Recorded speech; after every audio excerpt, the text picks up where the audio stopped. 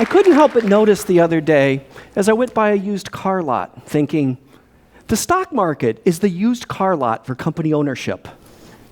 People go to the stock market to buy companies that are already owned from or to sell them to another person. Now, new companies, they need a lot of money. And people who have a lot of money are willing to give it to them, but they want ownership. And one of the things that gives anything value, whether it's a car or a company, is a vital market to sell it in later. And since companies are far longer lived than cars, this is especially important. But when you go to sell it, you want a fair price.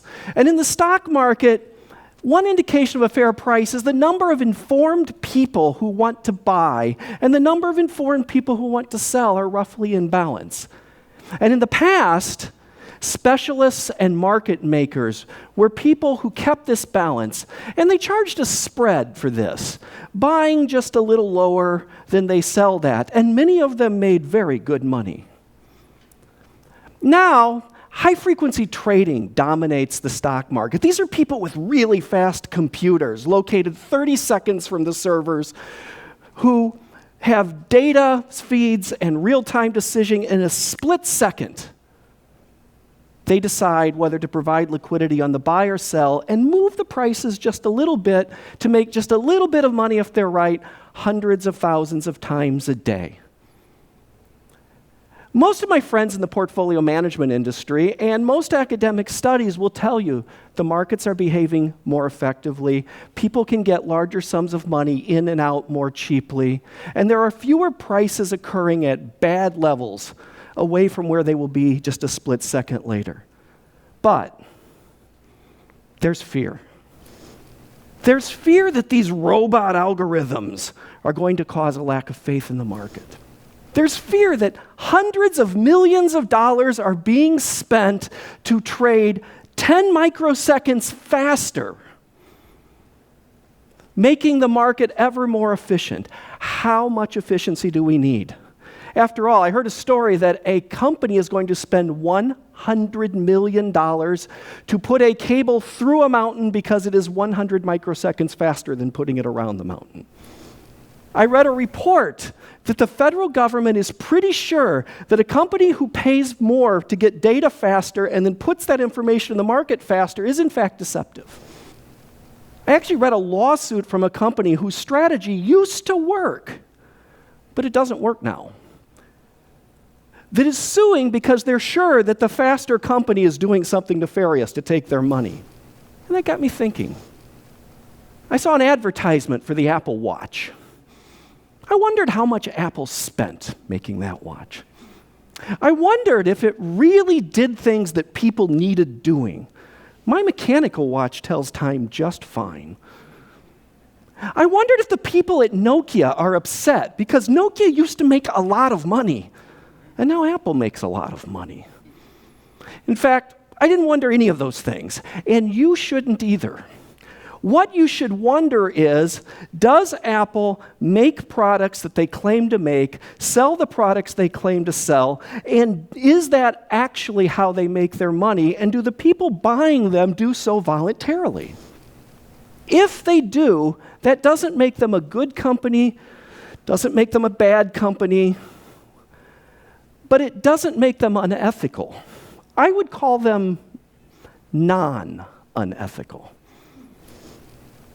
I'm pretty sure that high-frequency traders are non-unethical too. After all, most of the ones I know love their wives and pet their dogs when they get home.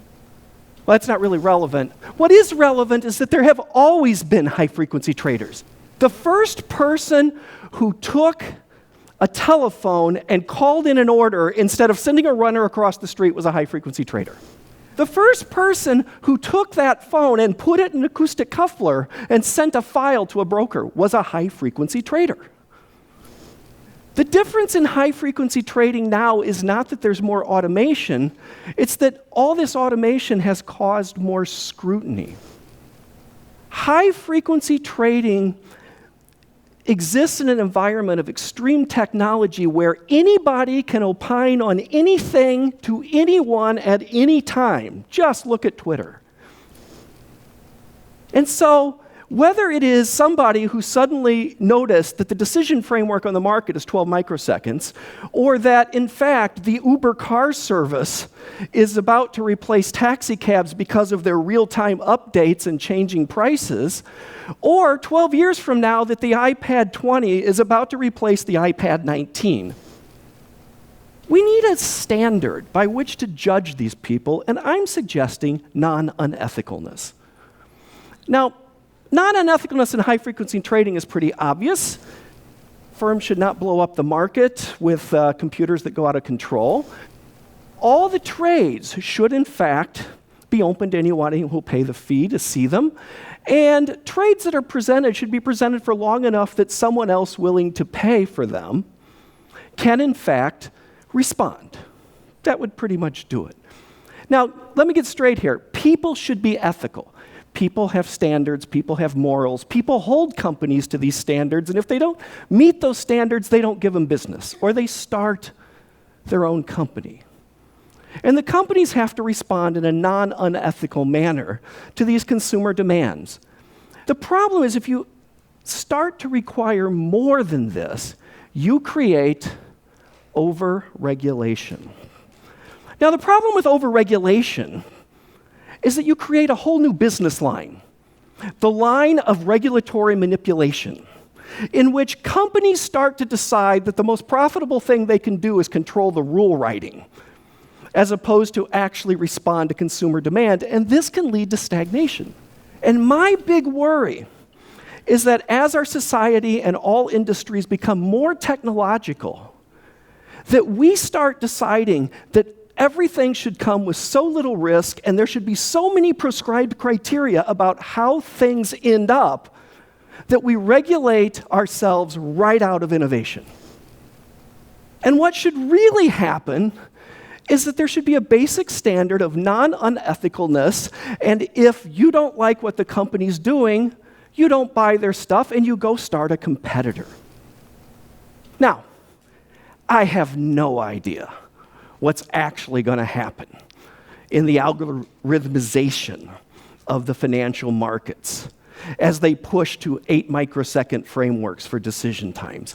But I know this. Those geniuses who are designing this technology are free to take it to any other marketplace they want. They're free to transfer this technology to other industries. And that's the great thing about our system.